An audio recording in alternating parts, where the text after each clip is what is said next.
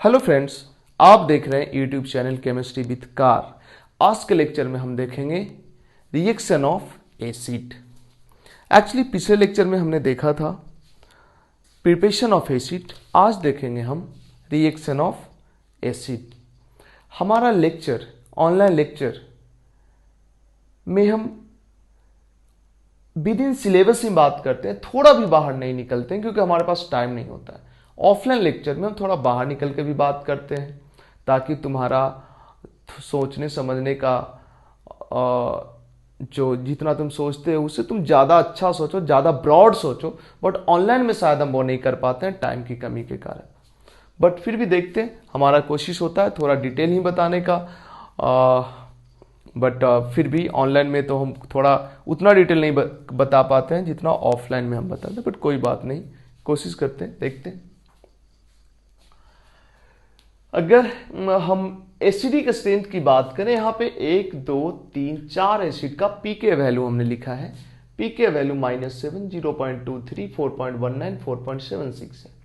अगर तुमसे कोई पूछे कि HCl और एसिटिक एसिड में कौन ज्यादा एसिडिक, अगर तुम नहीं जानते हो कि HCl स्ट्रॉन्ग एसिड होता है और एसिटिक एसिड रिलेटिवली वीक होता है, तो तुम शायद इसका आंसर नहीं कर पाओगे क्योंकि डायरेक्ट कोई दोनों को देख के बता पाना मुश्किल है कि कौन स्ट्रॉन्ग एसिड है।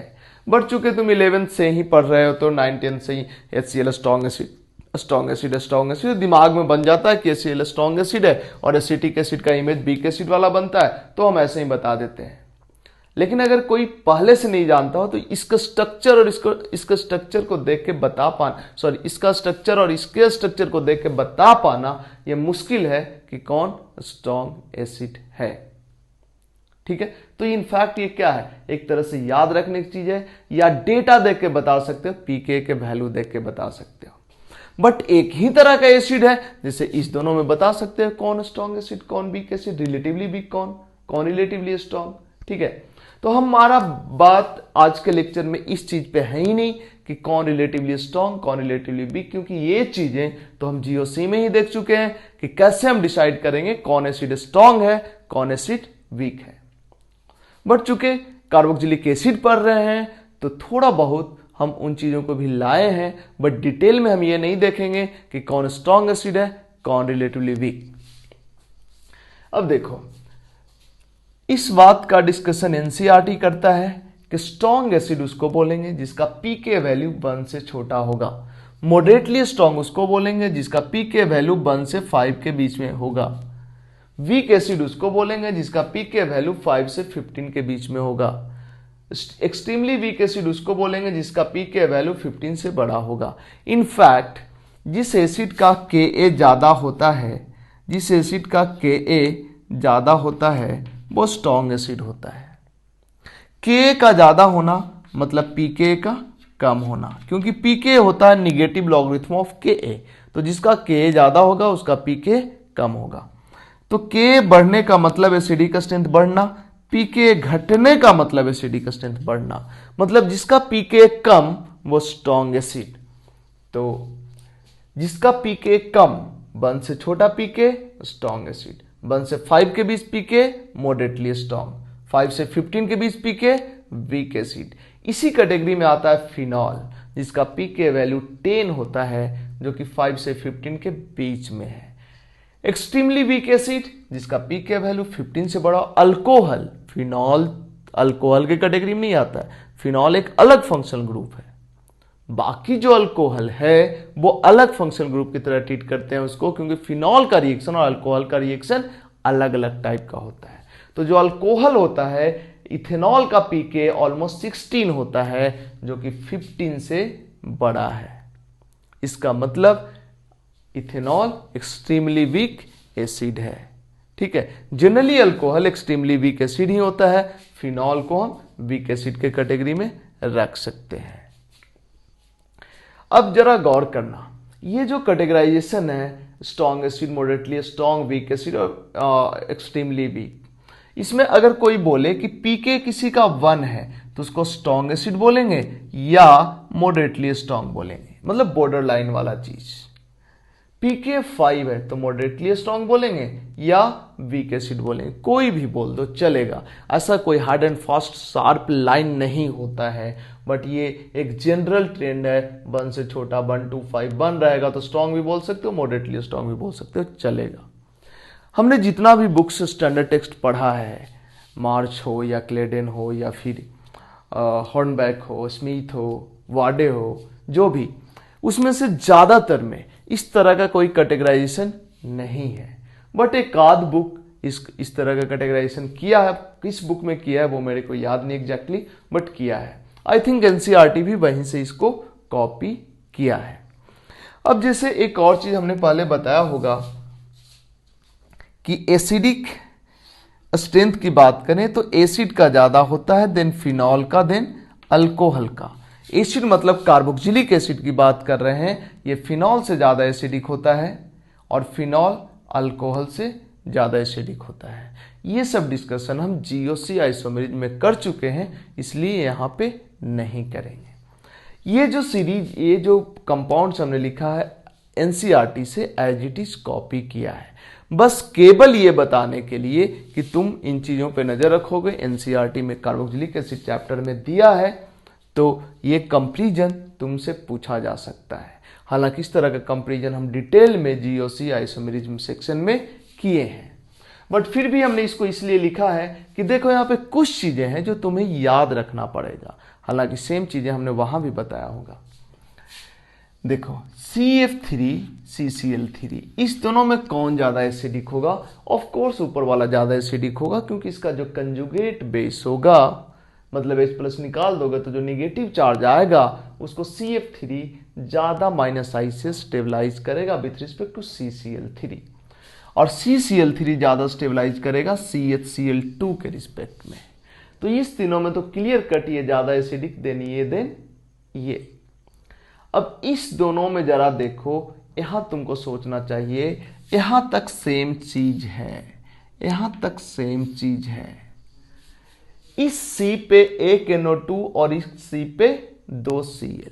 Cl का -I कमजोर होता है जबकि NO2 का -I स्ट्रॉन्ग होता है, तो उस हिसाब से तो इसको ज्यादा एसिडिक होना चाहिए। लेकिन यहां पे 2 Cl है तो 2 Cl का -I एक NO2 से ज्यादा होगा।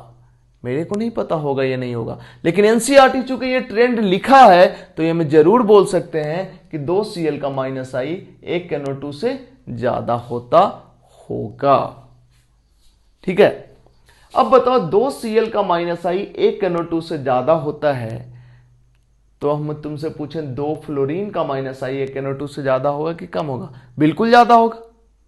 बट अगर हम ये पूछे 2 क्लोरीन का -I एक NO2 से ज्यादा होगा या कम होगा, तो शायद हम नहीं बता पाएंगे, क्योंकि हमें इसका पीके वैल्यू नहीं पता है। हमें ये पहले से आंसर पता है कि ये ज्यादा एसिडिक है, तब हम ये लॉजिक दे रहे हैं कि 2 क्लोरीन का -I एक NO2 से ज्यादा होता होगा। 2 फ्लोरीन का -I एक NO2 से ज्यादा होगा, ये भी बोल सकते हैं क्योंकि क्लोरीन का ज्यादा है तो फ्लोरीन का भी से ज्यादा होगा। बट दो ब्रोमीन का -I एक NO2 से ज्यादा होगा, ये जब तक हम यहाँ पे ब्रोमीन लगा दें, 2 ब्रोमीन और यहाँ NO2, इस दोनों का पीके वैल्यू डेटा में ना देख लें, तब तक हम नहीं बता सकते, क्योंकि कोई ऐसा स्टैंडर्ड ट्रेंड नहीं है कि 2 कमजोर -I मिलके एक स्ट्रॉन्ग -I से ज्यादा स्ट्रॉन्ग हो जाएगा। बट फिर भी एनसीईआरटी में ये दिया है तो तुम याद रख सकते हो कि 2 -I मिलके एक -I से स्ट्रॉन्ग हो सकता है। अगर 2 -I कमजोर रहा तब भी Cl2 के केस में यही होता है। तो यहां पे कंफ्यूजन हो सकता था जो तुम याद रखोगे। यहां पे बड़ा क्लियर है, NO2 का -I Cn से अच्छा होता है, Cn का -I फ्लोरीन से अच्छा होता है, फ्लोरीन का -I क्लोरीन से अच्छा होता है, क्लोरीन का -I ब्रोमीन से अच्छा होता है। अब यहां पे तो एसिटिक एसिड है, यहां तो कोई -I ग्रुप नहीं है। यहां पे फिर से एक कंफ्यूजन होगा।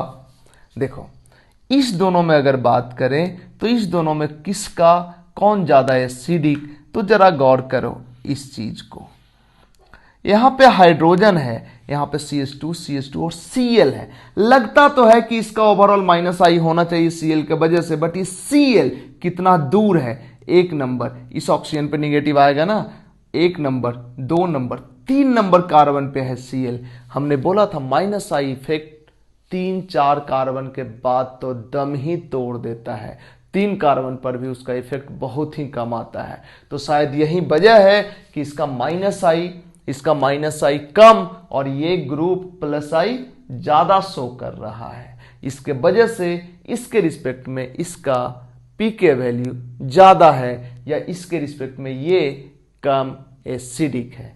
तो ये कंफ्यूजन वाला पॉइंट हो सकता था जिसपे नजर रखोगे, यानी याद करके रखोगे, रट लोगे। दूसरा कंफ्यूजन वाला पॉइंट ये दोनों में हो सकता है। देखो ये दोनों में तो कोई दिक्कत नहीं है, इसका -I, इसका -I दूर से, यहाँ -I नजदीक से, तो ये ज्यादा स्टेबलाइज करेगा यहाँ के निगेटिव चार्ज को, इसलिए ज्यादा एसिडिक, ये कम एसिडिक।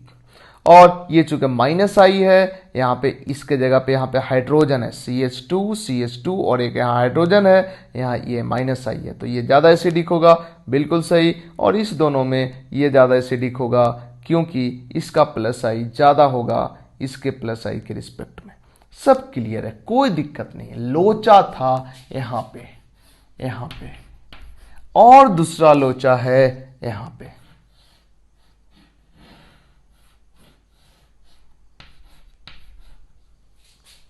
तुमको लगेगा जब इसका -I ही है, यहाँ हाइड्रोजन है और यहाँ बेंजीन है, इसका -I ज्यादा, तो फिर उस हिसाब से तो इसको ज्यादा एसिडिक होना चाहिए, बट एसिडिक कौन है, ये ज्यादा एसिडिक है। इसका एक्सप्लेनेशन थोड़ा ज्यादा कॉम्प्लिकेटेड होगा, उससे अच्छा है कि याद कर लो कि बेंजोइक एसिड से ज्यादा एसिडिक फॉर्मिक एसिड होता है। तो एक पॉइंट ये और दूसरा पॉइंट ये, इस दोनों पे नजर रखोगे। बाकी सब तो ट्रेंड है जो तुम काफी अच्छे तरह GOC आइसोमेरिज्म में देख चुके हो। ठीक है, तो बढ़ते हैं थोड़ा आगे।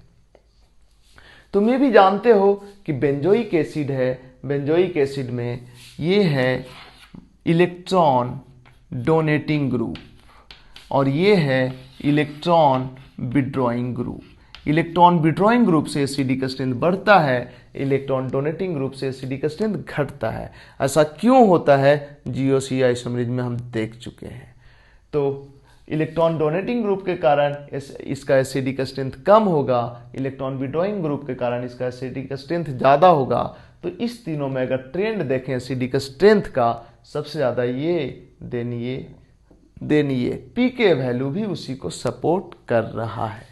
अब हम देखेंगे मेन सेक्शन जो हमको पढ़ना है, ये सब चीजें तो हम पहले से जानते थे, रिएक्शन ऑफ कार्बोक्सिलिक एसिड। अभी तक जो कुछ हमने पढ़ा है उसमें नया कुछ भी नहीं था, केवल ये नया था ये कि किस रेंज को क्या बोलेंगे। बाकी कैसे एसिडिक स्ट्रेंथ कंपेयर करते हैं इस तरह के सिस्टम में या इस तरह के सिस्टम में, हम डिटेल GOC के सेकंड थर्ड लेक्चर में या GOC वाले लेक्चर में डिटेल में देख चुके हैं।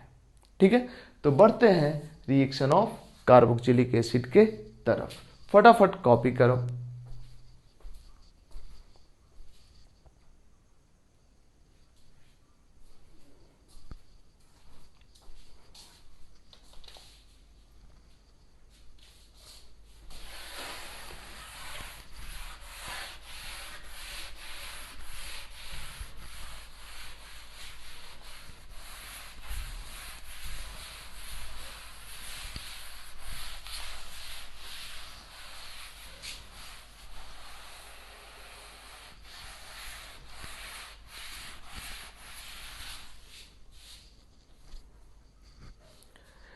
Reaction with metal and alkali. देखो एसिड का रिएक्शन मेटल के साथ एंड अल्कली के साथ, एसिड RC≡OH। हम बात कर रहे हैं फर्स्ट इसका रिएक्शन करा दो मेटल के साथ, इनफैक्ट अल्कली मेटल के साथ, सोडियम के साथ रिएक्शन करा दे, क्या होगा।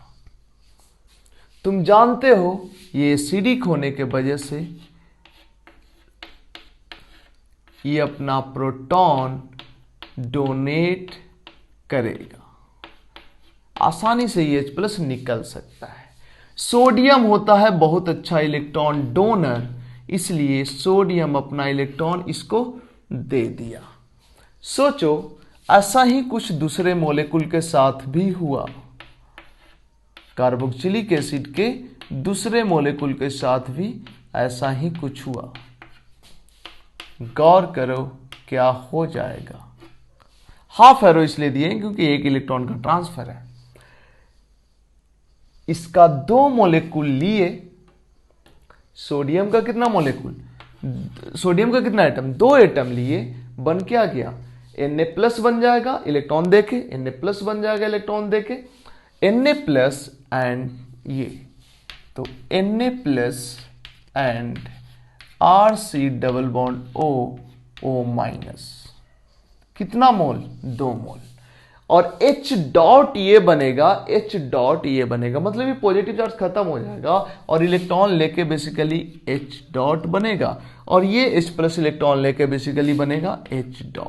ये H और H बॉन्ड बना लेगा, क्या बन जाएगा, H2। मतलब अगर किसी वेसल में कार्बोक्सिलिक एसिड पड़ा हुआ है, कौन पड़ा हुआ है, कार्बोक्सिलिक एसिड, इसमें अगर सोडियम के पीस डालोगे, सोडियम का टुकड़ा डालोगे, तो यहां पे कौन सा गैस लिबरेट होगा, हाइड्रोजन गैस लिबरेट होगा। हाइड्रोजन गैस जब भी लिक्विड से निकलता है तो एफरवेसेंस होता है, जैसा CO2 के साथ होता है।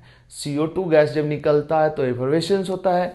एफरवेसेंस होने का मतलब कोल्ड ड्रिंक के बॉटल को थोड़ा हिला डुला दो, फिर ढक्कन खोलो, किस तरह से बबलिंग होता है, उसी को एफरवेसेंस बोलते हैं।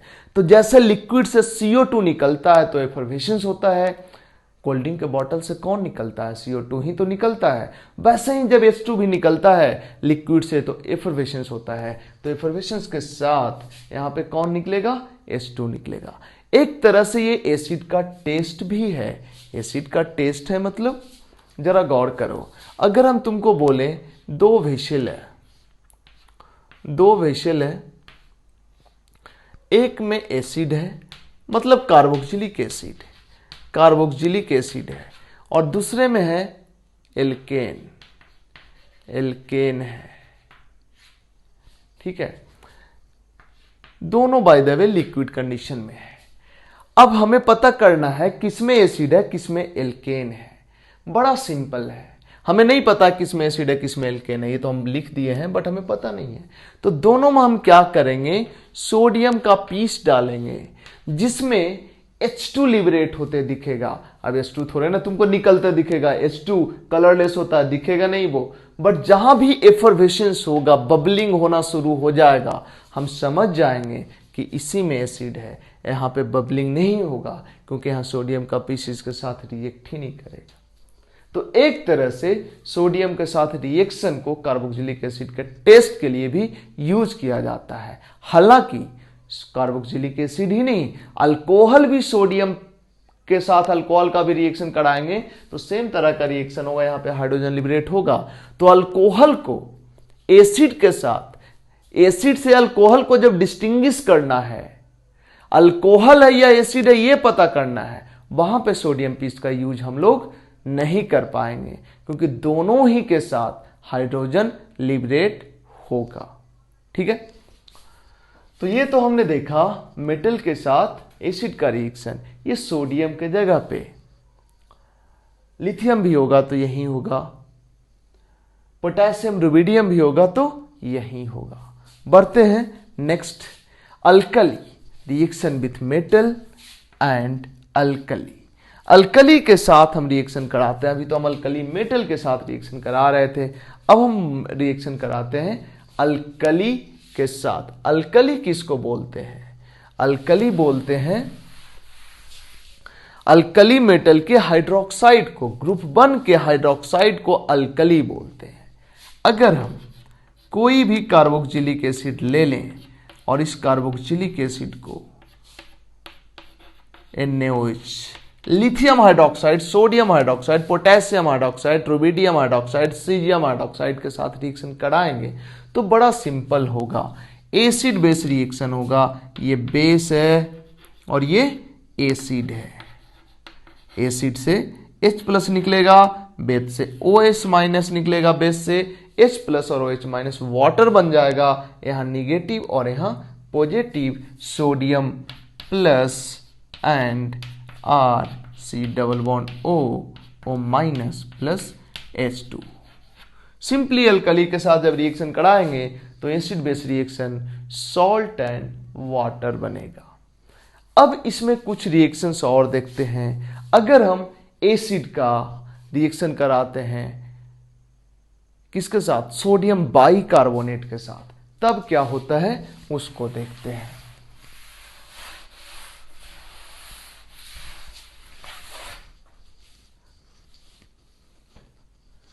अगर हम रिएक्शन कराते हैं एसिड का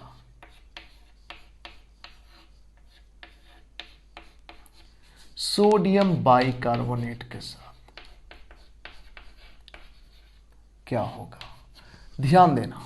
बहुत पहले हमने बताया था कि जो सल्फोनिक एसिड होता है इसको, ये सबसे ज़्यादा एसिडिक होता है, ये ज़्यादा एसिडिक होता है with respect to carboxylic acid. ये ज़्यादा एसिडिक होता है फिनॉल, और फिनॉल ज़्यादा एसिडिक होता है अल्कोहल के रिस्पेक्ट में। और इस पोजीशन पे आता है कार्बोनिक एसिड। मतलब कार्बोनिक एसिड कम एसिडिक होता है कार्बोक्सिलिक एसिड के, कार्बोक्सिलिक एसिड के रिस्पेक्ट में कार्बोनिक एसिड कम एसिडिक होता है।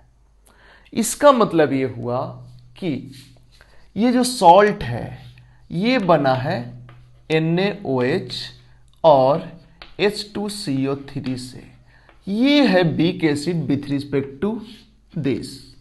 तो हम जानते हैं सॉल्ट में अगर वीक एसिड है तो वीक एसिड को स्ट्रॉन्ग एसिड क्या करेगा, रिप्लेस करेगा।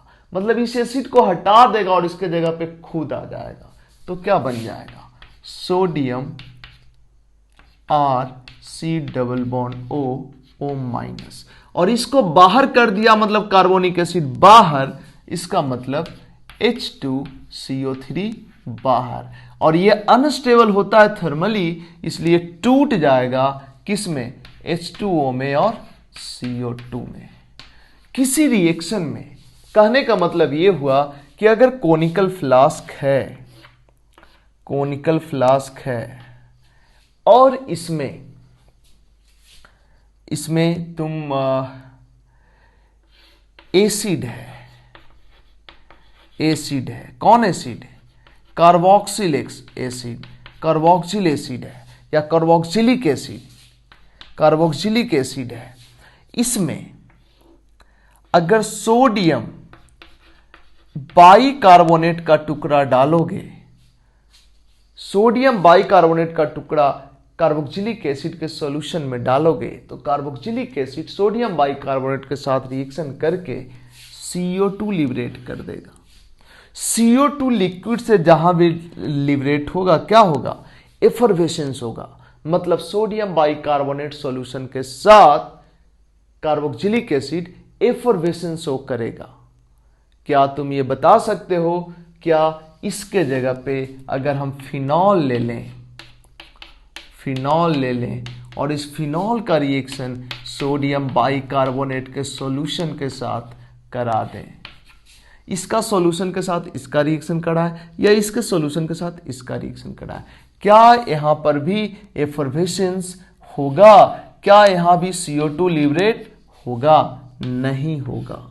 क्यों नहीं होगा, क्योंकि फिनॉल का पोजीशन कार्बोक्सिलिक, ये कार्बोनिक एसिड के रिस्पेक्ट में इथर है। कार्बोनिक एसिड ज्यादा स्ट्रॉन्ग एसिड है with respect to phenol, phenol से आगे है कार्बोनिक एसिड, तो कार्बोनिक एसिड को बाहर फिनॉल जो कि वीक एसिड है नहीं निकाल पाएगा। लेकिन अगर इसी फिनॉल में नाइट्रो ग्रुप लगा दो, कहां पे, ऑर्थो पे या पैरा पे, या ऑर्थो पे और पैरा पे भी, या दोनों ऑर्थो तीनों पैरा, दोनों ऑर्थो एंड पैरा पे। मतलब अगर इस फिनॉल में 3 नाइट्रो ग्रुप लगा देते हैं हम, तो इसको बोलते हैं पिक्रिक एसिड, इसको बोलते हैं हम पिक्रिक एसिड। ऐसा कर देने से इसका एसिडिक स्ट्रेंथ बढ़ जाता है, और इतना बढ़ जाता है कि इसका पोजीशन कार्बोनिक एसिड के पहले आ जाता है। मतलब ये जो होता है कार्बोनिक एसिड से ज्यादा एसिडिक हो जाता है, जिसके वजह से नॉर्मल फिनॉल सोडियम बाइकार्बोनेट के साथ एफर्वेसेंस तो शो नहीं करता है, लेकिन पिक्रिक एसिड सोडियम बाइकार्बोनेट के साथ एफर्वेसेंस शो करता है, मतलब CO2 लिबरेट करता है। ठीक है, इनफैक्ट ये तो 3 नाइट्रो लगा दिया, 2 ही नाइट्रो लगा दो, एक ऑर्थो पे एक पैरा पे, तब भी CO2 लिबरेट करेगा। इनफैक्ट 1 नाइट्रो लगने से भी इसका एसिडिक स्ट्रेंथ कुछ हद तक इससे बढ़ जाता है, मतलब इसके एकदम नियर बाय या आसपास होता है। तो एक वाला नहीं तुमसे पूछा जाएगा, जब भी तुमसे पूछा जाएगा तो पिक्रिक एसिड बना देगा या 2 नाइट्रो ग्रुप डालेगा, और 2 नाइट्रो ग्रुप या पिक्रिक एसिड बनाने के बाद इसका एसिडिक स्ट्रेंथ इससे ज्यादा हो जाता है। नॉर्मल फिनॉल इसके साथ रिएक्शन करके CO2 लिबरेट नहीं करेगा। ठीक है, तो क्वेश्चन पूछा जाता है कौन कौन कंपाउंड है जो सोडियम बाइकार्बोनेट के को सॉल्यूशन के साथ CO2 लिबरेट करेगा। सल्फोनिक एसिड करेगा, कार्बोक्सिलिक एसिड करेगा, पिक्रिक एसिड भी करेगा, बट फिनॉल नहीं करेगा।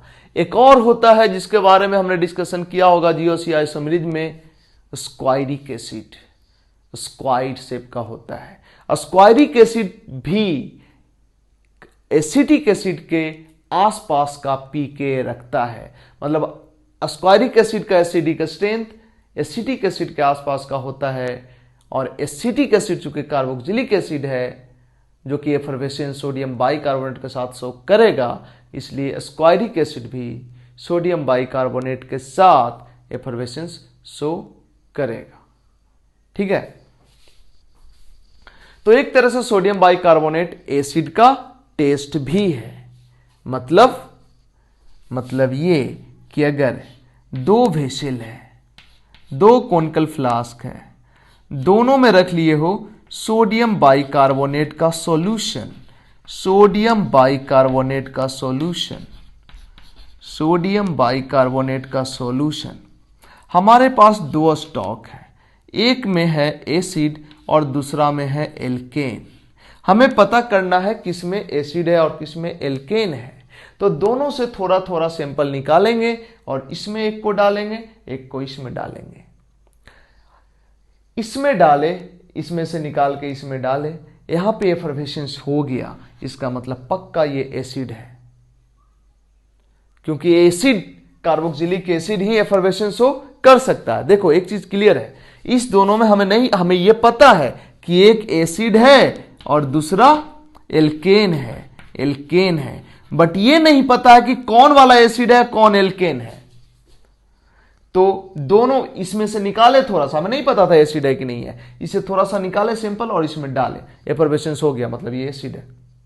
अगर कोई शुरू में इसको नहीं निकालता, इसी को निकाल के इसमें डालता, एल्केन था, इसमें डालते कोई रिएक्शन नहीं होता तो कोई एफर्वेसेंस नहीं, और इसको इसमें डालते तो एफर्वेसेंस हो जाता। सिंपल, मतलब कि एसिड का ये टेस्ट भी है सोडियम बाइकार्बोनेट के साथ रिएक्शन, जिसको बोलते हैं सोडियम बाइकार्बोनेट टेस्ट। इसके बाद अगर ये सोडियम बाइकार्बोनेट नहीं होता, सोडियम कार्बोनेट होता, तब क्या होगा सोचो।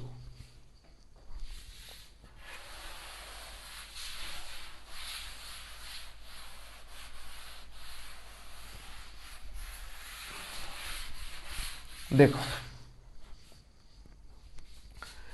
सोचो, जब तुमने RCOOH का रिएक्शन सोडियम बाइकार्बोनेट के साथ कराया तो हो गया sodium Na plus RCOO minus plus CO2 plus H2। तो क्या एसिड का रिएक्शन सोडियम कार्बोनेट के साथ कराएं तब भी ऐसा ही कुछ होगा क्या? ये जो कार्बोनिक एसिड से आया हुआ सेक्शन है इसको क्या एसिड वाला सेक्शन रिप्लेस करेगा? बिल्कुल रिप्लेस करेगा। ये बना है NaOH और H2CO3 जो कि वीक एसिड है। वीक एसिड को रिलेटिवली स्ट्रॉन्ग एसिड बाहर करेगा और बन जाएगा सोडियम का salt NaRCOO minus plus carbonic acid बन के ये बाहर निकलेगा और कार्बोनिक एसिड टूट जाएगा CO2 में और H2O में। रिएक्शन को हम बैलेंस नहीं कर रहे हैं, तुम बैलेंस कर ले सकते हो। तो सोडियम बाइकार्बोनेट के साथ भी रिएक्शन होगा और सोडियम कार्बोनेट के साथ भी एसिड का रिएक्शन होगा, क्योंकि देखो जब बाइकार्बोनेट आयन इसको रिप्लेस करेगा ना तो इसको भी रिप्लेस करेगा। क्यों? ये है होमवर्क। बाइकार्बोनेट को रिप्लेस करेगा तो कार्बोनेट को भी रिप्लेस करेगा पक्का।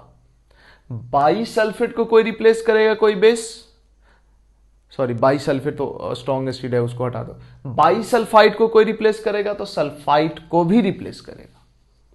क्यों? ये है तुम्हारे सोचने के लिए। तो हम बढ़ते हैं नेक्स्ट फॉर्मेशन ऑफ एनहाइड्राइड के तरफ। सेकंड रिएक्शन,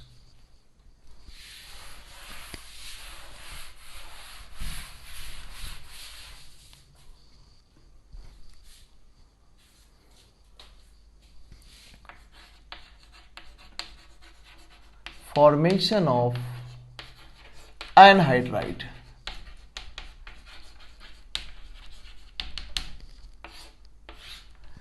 देखो सिंपल है, अगर एनसीईआरटी की केवल बात करें तो कोई भी एसिड ले लो, कोई भी एसिड ले लो और इसका रिएक्शन करा दो मिनरल एसिड के साथ।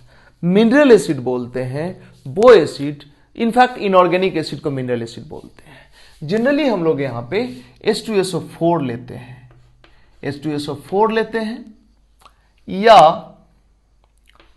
P2O5 लेते हैं, P2O5 जो कॉन्क H2SO4 है तुम जानते हो ये डिहाइड्रेटिंग एजेंट होता है। तो या तो कॉन्क H2SO4 लेते हैं या P2O5, ये भी डिहाइड्रेटिंग एजेंट होता है। हालांकि इसके अलावा भी कई डिहाइड्रेटिंग एजेंट है, बट एनसीईआरटी बस इसी दो का जिक्र किया तो हम भी इसी का करेंगे। हालांकि एनसीईआरटी से कुछ बाहर की चीजें भी अभी हम लाएंगे। तो ये दोनों में से कोई ले लो, इसको डिहाइड्रेट कर देगा। अनहाइड्राइड किसको बोलते हैं? ध्यान देना, अनहाइड्राइड बोलते हैं किसी मॉलिक्यूल से वाटर निकल जाता। जैसे देखो इसका अनहाइड्राइड क्या होगा, RC डबल बॉन्ड OH और दूसरा molecule RC double bond OH। यहां से अगर वाटर निकल जाए तो देखो क्या बनेगा, RC double bond OC double bond OR। इसी को बोलते हैं एनहाइड्राइड। इसको ऐसे भी लिखा जा सकता है RC double bond OC double bond OR। ये फंक्शनल ग्रुप अनहाइड्राइड कहलाएगा, मतलब ये है अनहाइड्राइड। इनफैक्ट ये क्या हुआ है, डिहाइड्रेशन हुआ है, वाटर बाहर निकला है। तो डिहाइड्रेशन करने के लिए ही कॉन्क H2SO4 जिसको कि H+ से रिप्रेजेंट किए हैं या P2O5 ले लो जो कि डिहाइड्रेटिंग एजेंट है, ये भी डिहाइड्रेटिंग एजेंट है। तो यहां पे जब इसका 2 मोल लोगे तो ये बन जाएगा अनहाइड्राइड का 1 mole double bond OC double bond OR। एक चीज बताओ, पहली बार तुम एसिड अनहाइड्राइड कब देखे? याद करो इलेक्ट्रोफिलिक एरोमेटिक सब्स्टिट्यूशन रिएक्शन जिसमें था बेंजीन, और बेंजीन का रिएक्शन हम कराए थे CH3 C double bond O C double bond O CH3 के साथ, और इसके साथ ले लिए थे AlCl3। बताओ कौन सा रिएक्शन था? एसाइलेशन। वहां फर्स्ट टाइम आया था एसिड एनहाइड्राइड। तो इस तरह से बनता है एनहाइड्राइड। हालांकि एनहाइड्राइड बनाने का और भी तरीका है, फटाफट इसका स्क्रीनशॉट लो क्योंकि हम इसको मिटाएंगे।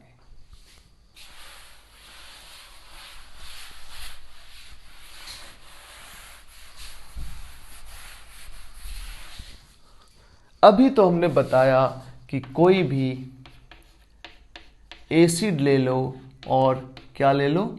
Dehydrating agent. दूसरा तरीका है कोई ले लो एसिड क्लोराइड और इसका रिएक्शन करा दो किसके साथ?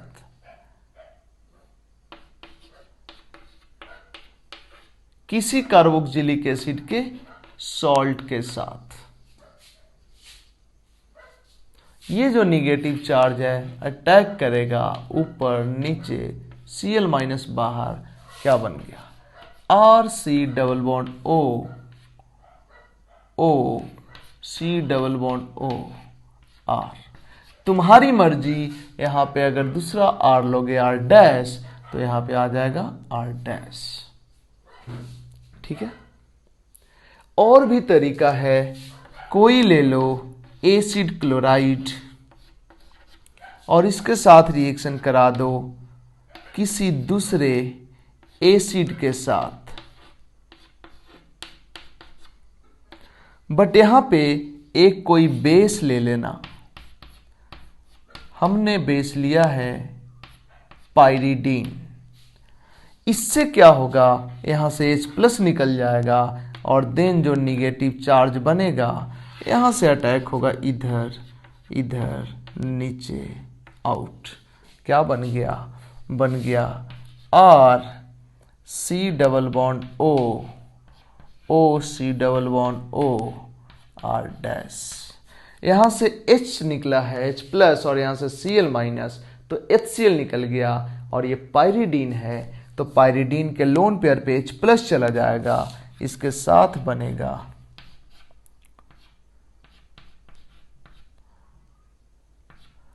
पाइरिडीनियम क्लोराइड। इस पे हमारा फोकस नहीं है, हमारा फोकस मेन इस पे है। एसिड क्लोराइड को सॉल्ट के साथ रिएक्शन कराओ, एसिड क्लोराइड को एसिड के साथ रिएक्शन कराओ, इन सब से, या एसिड का डिहाइड्रेटिंग एजेंट के साथ रिएक्शन कराओ, बन जाएगा एसिड अनहाइड्राइड। अगर ये एसिटिक एसिड होता तो जो प्रोडक्ट बनता अनहाइड्राइड का उसको बोलते एसिटिक एनहाइड्राइड। ठीक है। अब बढ़ते हैं नेक्स्ट स्टेरिफिकेशन के तरफ। Reaction number 3, esterification. ऐसे तो हम बोले तो स्टेरिफिकेशन पूरा डिटेल में हम अल्कोहल चैप्टर में पढ़ चुके हैं और यूट्यूब पे वो लेक्चर है भी, तो तुम जाके वहीं से स्टेरिफिकेशन देख लो तो अच्छी बात है। लेकिन फिर भी शॉर्ट में हम रिकॉल जरूर करेंगे स्टेरिफिकेशन। चार तरीका हमने बताया था एस्टर बनाने का। पहला, कोई भी एसिड ले लो और इसके साथ साथ अल्कोहल ले लो और कैटालिस्ट कौन ले लो? H plus. डाइल्यूट मतलब H प्लस ले लो, कोई एसिड ले लो, HCl गैस भी लिया जाता है यहाँ पे, और कोई H2SO4 भी ले सकते हो। इसके बारे में डिटेल हम बात कर चुके हैं, कहाँ पे? अल्कोहल चैप्टर में। ठीक है। और भी तरीका था एस्टर बनाने का, कोई भी एसिड क्लोराइड ले लो, एसिड क्लोराइड, और इसका रिएक्शन करा दो अल्कोहल के साथ। लेकिन फिर से हम यहाँ पे बोलेंगे कि यहाँ पे कोई बेस रखोगे तो अच्छा होगा, ताकि बेस, देखो बेस रखने का फायदा क्या होगा, ये यहाँ पे अटैक करेगा, ये ऊपर नीचे Cl माइनस बाहर निकल जाएगा और ये O इससे जुड़ जाएगा और O से H जुड़ा रहेगा और O पे पॉजिटिव चार्ज रहेगा। इसी H प्लस को निकालने के लिए बेस यहाँ रिक्वायर्ड होता है।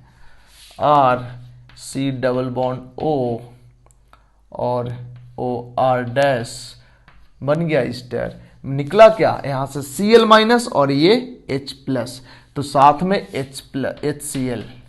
अब ये भी बहुत हद तक इरिवर्सिबल नहीं होता है, इसमें भी इक्विलिब्रियम साइन ही होता है। बट अगर यहाँ पे कोई बेस ले लें, तो ये बेस कंटिन्यूसली इसको रिमूव करता जाएगा जिससे ये रिएक्शन ऑलमोस्ट कंप्लीशन पे चला जाता है। ठीक है। और भी हमने बताया था ईस्टर बनाने का तरीका, उसमें था कि एसिड अनहाइड्राइड ले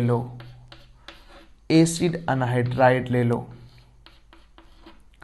और इसका रिएक्शन करा दो किसी भी अल्कोहल के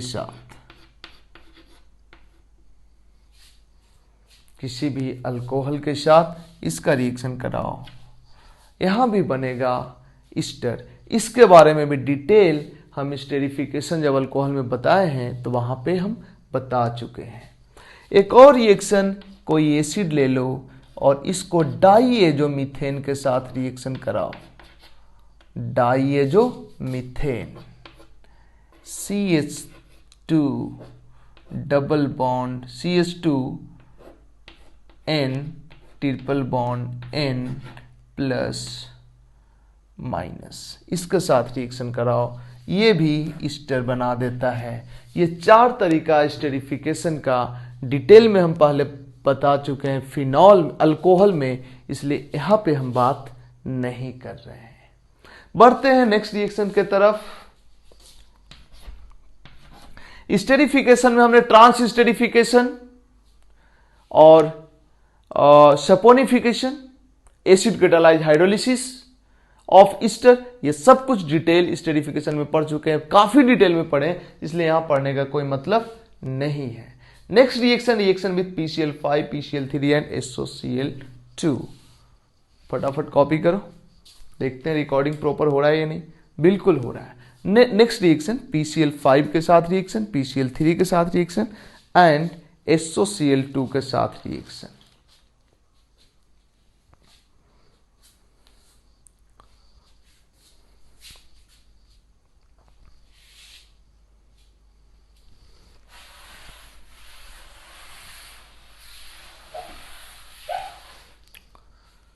रिएक्शन विथ PCl5, कोई भी एसिड ले लो, RC double bond OH। Acid का रिएक्शन जब PCl5 के साथ कराते हैं तो तुमको याद रखना चाहिए, यहां पे मैकेनिज्म बताया जा सकता है बट नीड नहीं है उसका।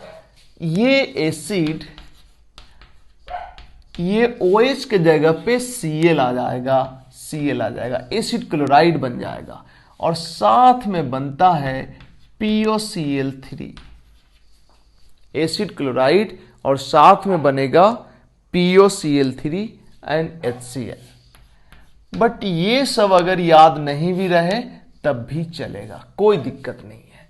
इसी तरह जब किसी एसिड को, ये तो पहले भी पढ़े हो OH, इनफैक्ट एसिड चैप्टर में 90% चीज तुम्हारा पहले से पढ़ा हुआ है। PCl3 के साथ रिएक्शन कराओगे तब भी बनेगा एसिड क्लोराइड, ये OHCl से रिप्लेस होगा और बनेगा H3PO3, नहीं H3PO3 नहीं, हाँ ठीक है, H3PO3 बनेगा इसके साथ। इसको याद रखने का जरूरत नहीं है, इसको याद रखो। बट एक और चीज, इसी का रिएक्शन अगर हम करा दें SOCl2 के साथ, SOCl2 का नाम किसी को याद है? थायोनील क्लोराइड।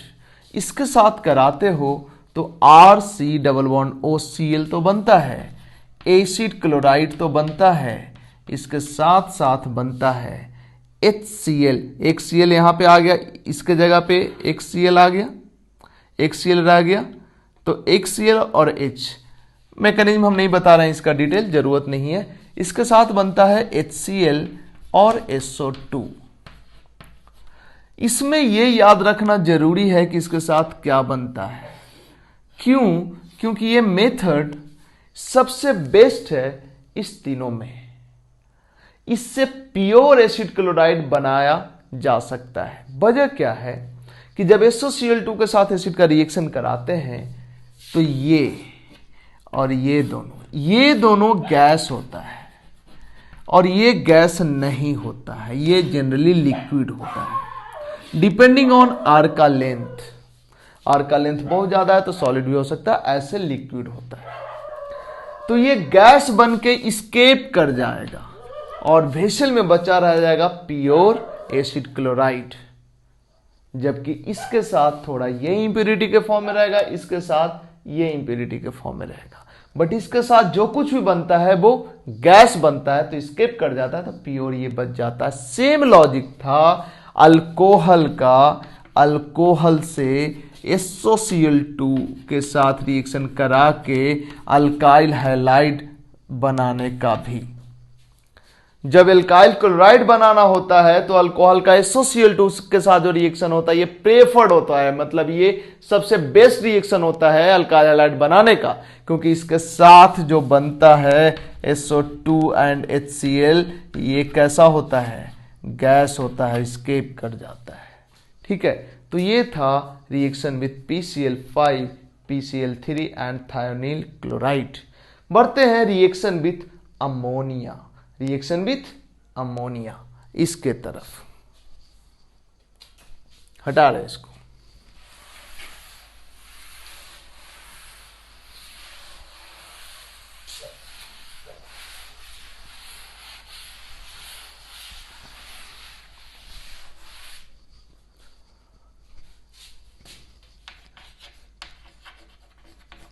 रिएक्शन विथ अमोनिया बड़ा सिंपल है। अगर कोई एसिड है, इसका अमोनिया के साथ रिएक्शन कराओगे तो जरा गौर करना, ये है एसिड और ये क्या है, बेस। तो एसिड बेस मिलके क्या बनेगा, सॉल्ट बनेगा। पहले बनता भी सॉल्ट ही है।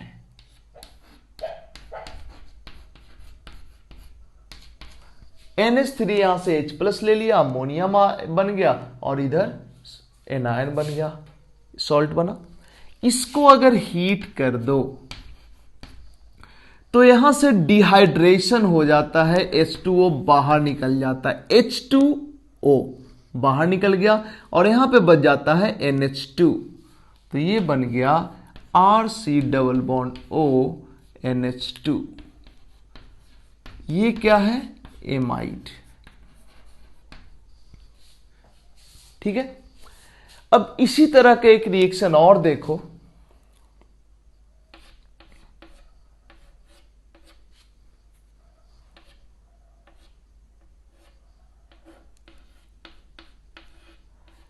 इसको बोलते हैं थैलिक एसिड। थैलिक एसिड को अगर अमोनिया दे दो एक्सेस, अमोनिया के साथ रिएक्शन करा दो, फिर से एसिड बेस रिएक्शन, सॉल्ट बनेगा।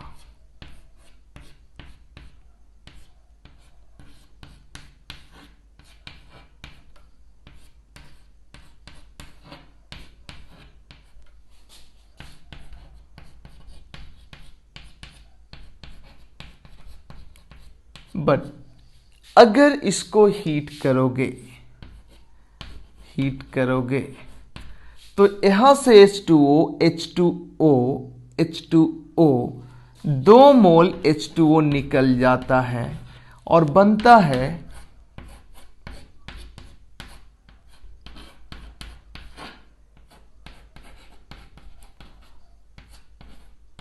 ये कंपाउंड। बट इंपॉर्टेंट इसका अगला स्टेप है। अगर इसको स्ट्रॉन्ग हीट करो इसको, तो क्या होता है, NH3 बाहर हो जाता है। कहां से? NH2 और यहां से H, NH3 बाहर हो गया और ये जुड़ जाता है। देखो क्या बन गया।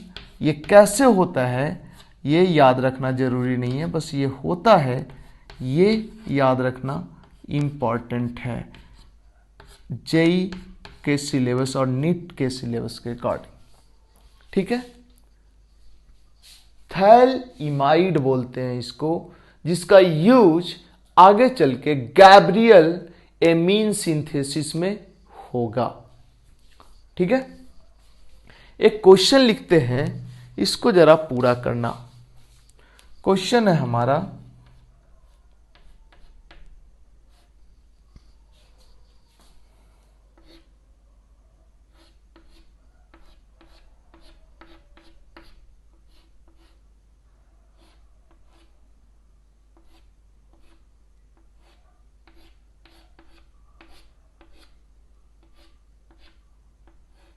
ये कंपाउंड है,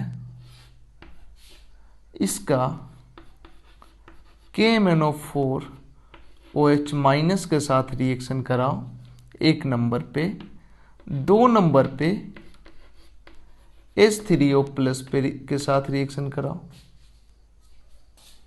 इसके बाद NH3 के साथ रिएक्शन कराओ, देन हीट करो, देन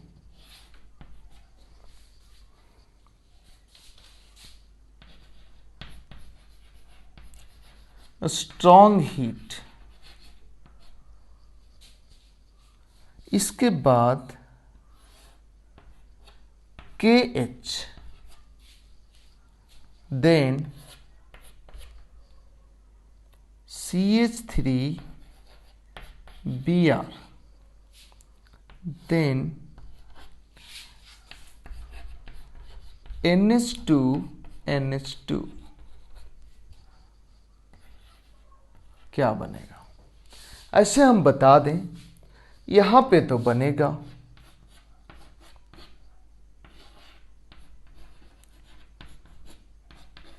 थैलिक एसिड, यहां पे सॉल्ट, यहां से लेके यहां तक तो ऊपर में देख लिए, ये वाला चीज यहां पे बन जाएगा। और इसके आगे का रिएक्शन हम पढ़ेंगे एमीन चैप्टर में।